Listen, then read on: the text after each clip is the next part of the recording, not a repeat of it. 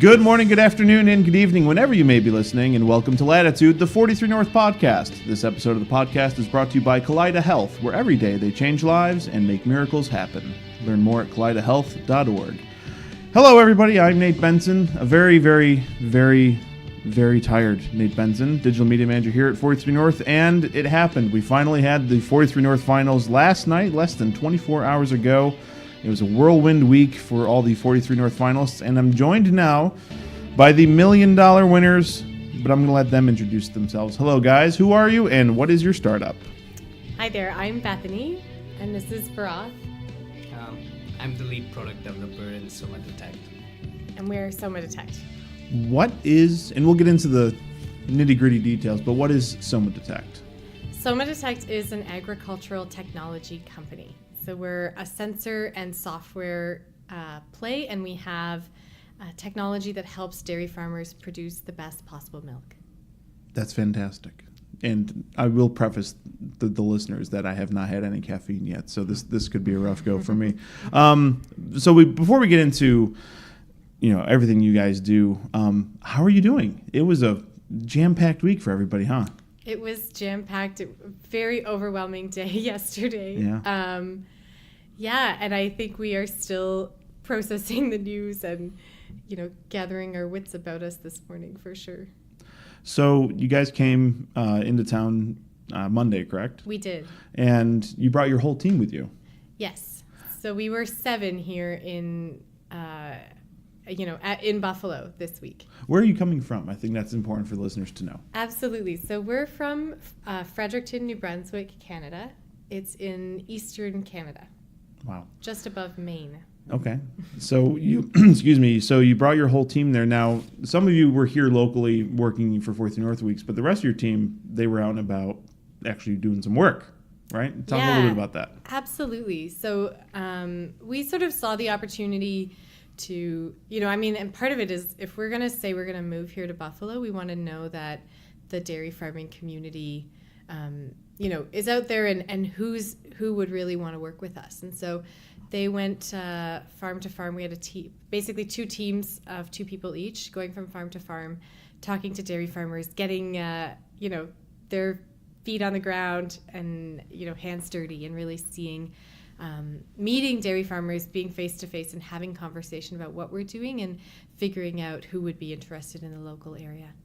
And you had something, I think you said on stage yesterday, something like 50 letters of intent from area farmers in Western New York?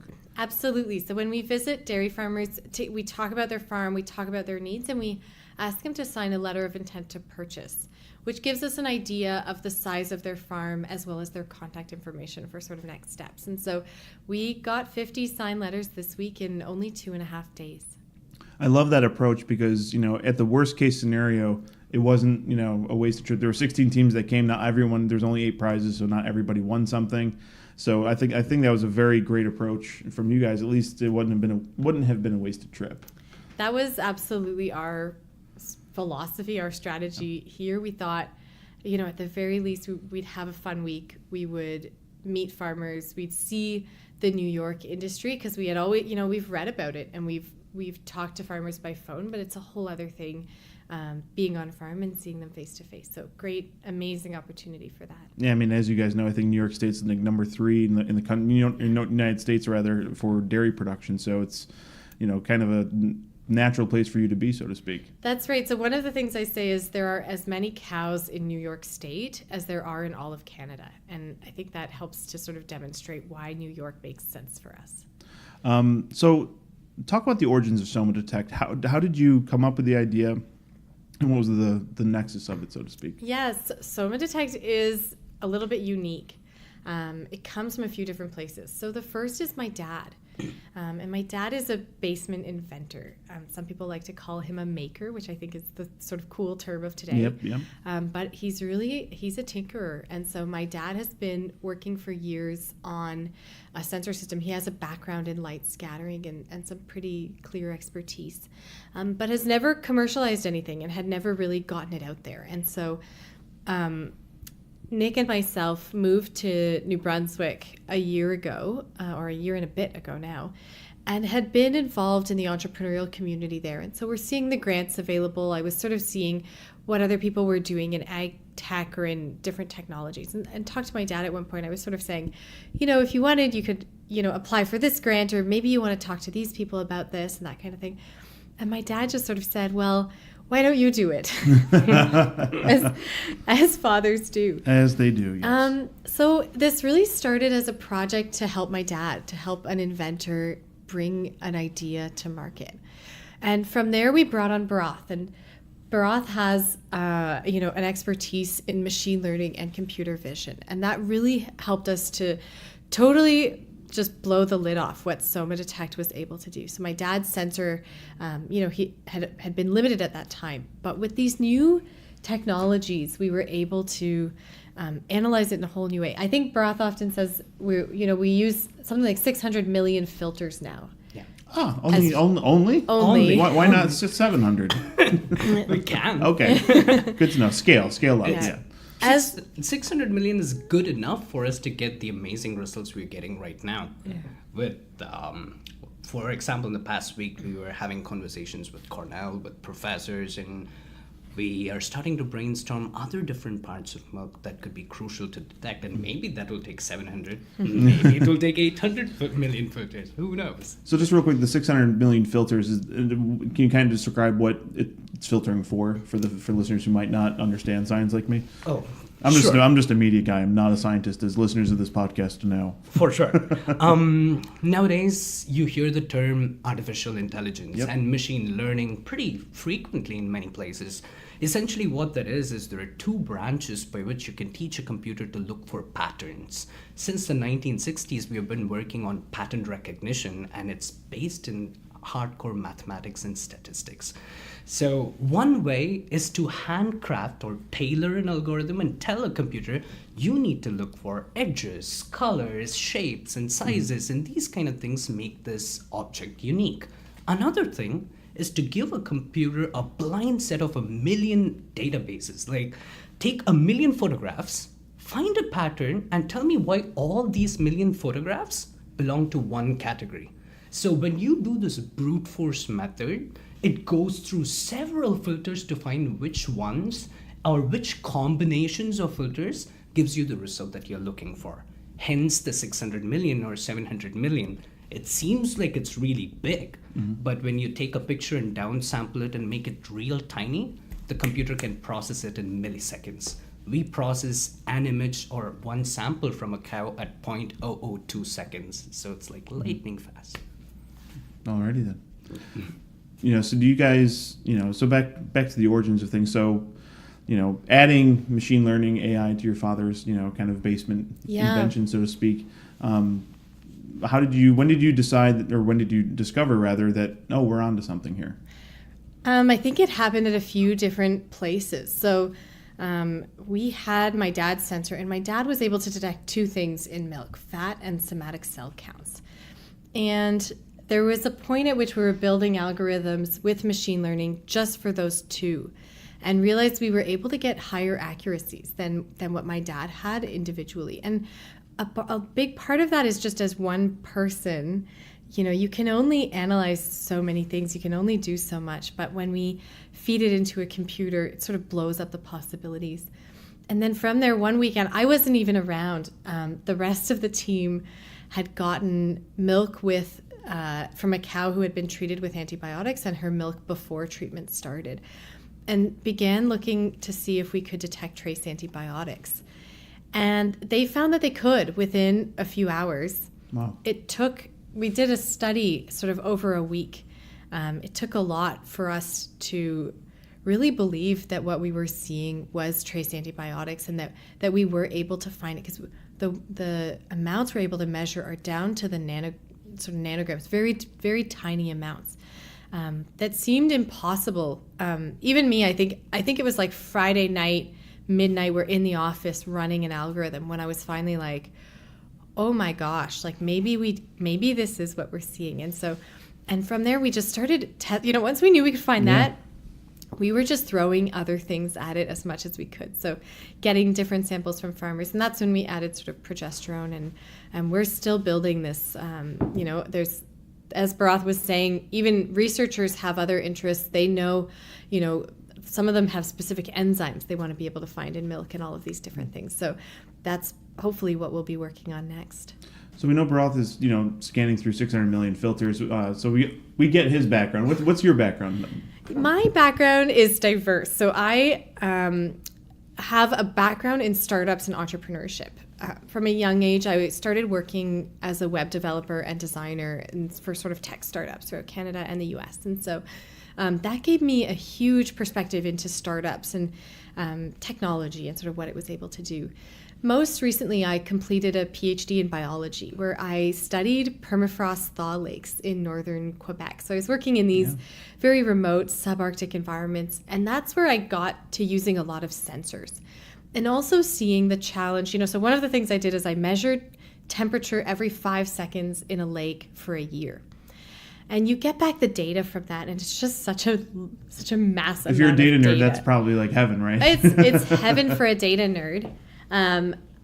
It was certainly wonderful for me, but it's also, you realize the amount of things we're measuring today and the challenge it is to turn those data points into really meaningful things that people can use to make decisions or pass on as information. You can have all the data you want, but if you can't turn it into something, exactly, it's a waste of everybody's time. It's a waste of time, money, effort, all of these things. And so we see a little bit of that in agriculture, in the dairy industry as well, and that really shapes what we want to build with Soma Detect. So we talk a lot about like meaningful analytics, measuring the things that farmers actually need to know about and not just, measuring everything. And so that's a big part of our philosophy and what we're doing moving forward.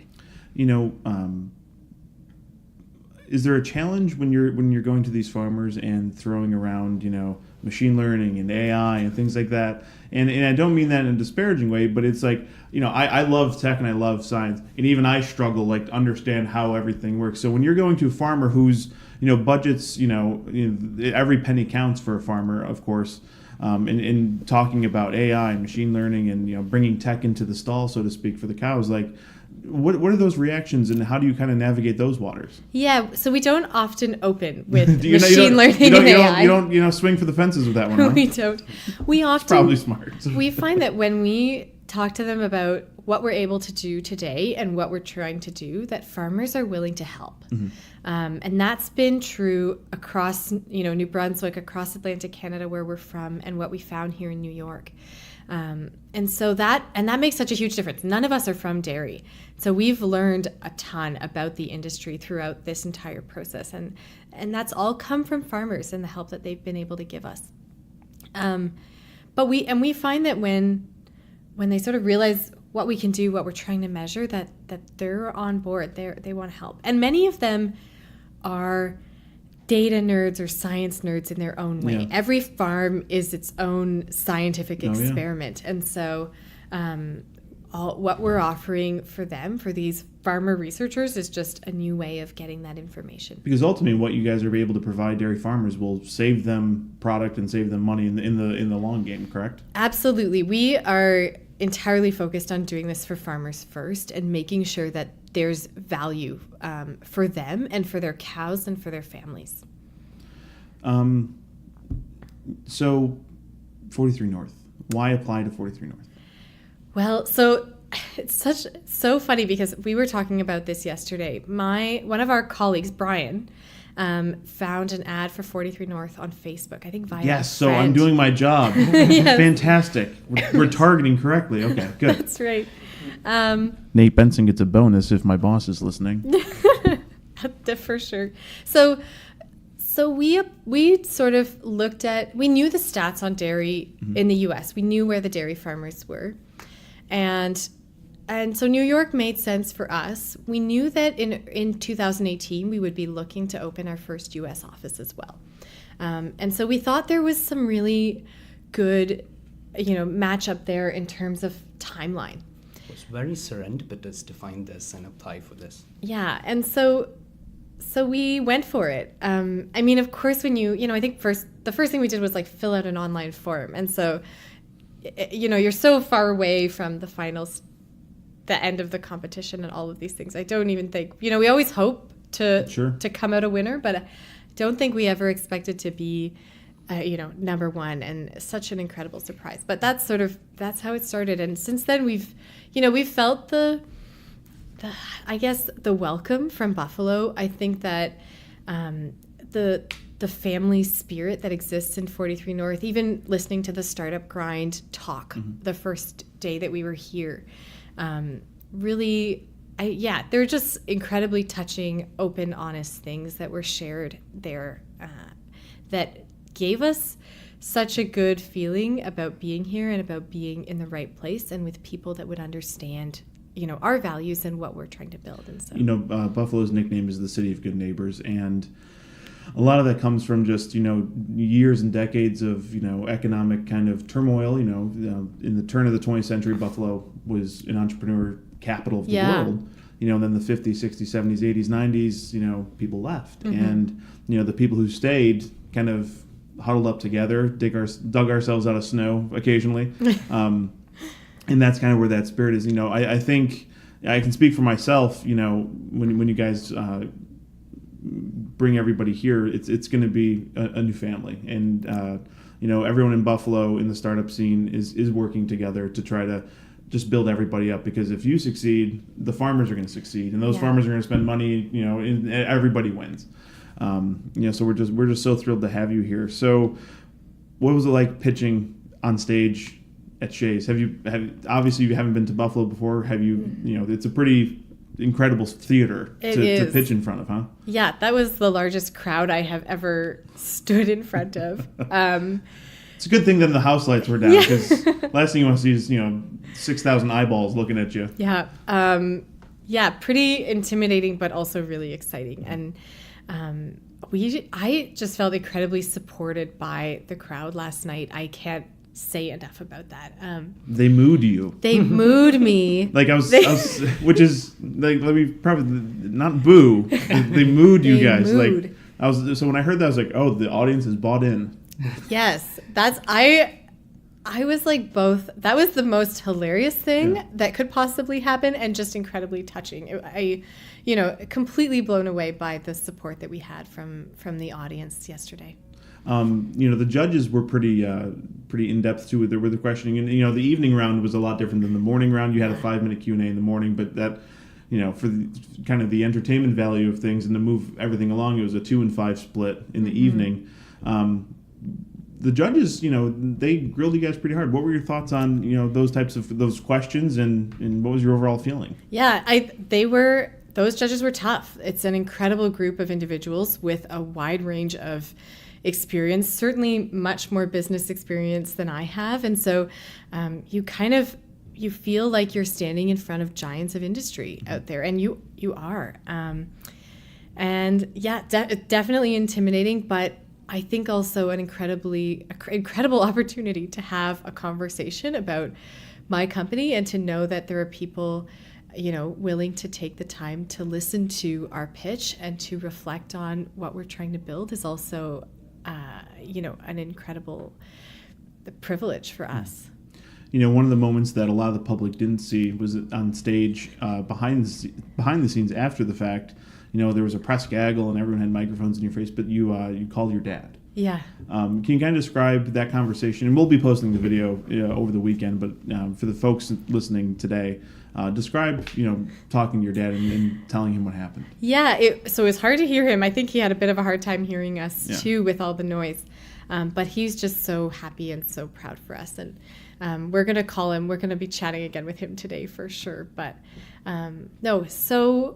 so wonderful to have his support, and also to feel the support of others towards my dad and what he's trying to achieve, with his invention. And that means a lot to us and to my entire family. So we really feel it. Well, I try to keep these podcasts around 20 minutes, and we're inching up to that. So I just wanted to say, Buffalo's thrilled to have you guys. Congratulations again on winning the $43 million prize. We'll be connecting with you guys, of course, throughout the year with various storytelling, with podcasts and video stuff that I do. I think you guys have a great new home. Wyoming County is the biggest dairy producer in New York State of all the counties. Niagara County is another big one, Chautauqua and Cattaraugus County. So you guys are at the epicenter of dairy country, so to speak. And we're just thrilled to have you guys here, and we're looking forward to seeing what you guys do in the next year. And Thank moving you. forward, of course, after that. Thank you so much, Nate. We'll talk to you guys soon. Yeah.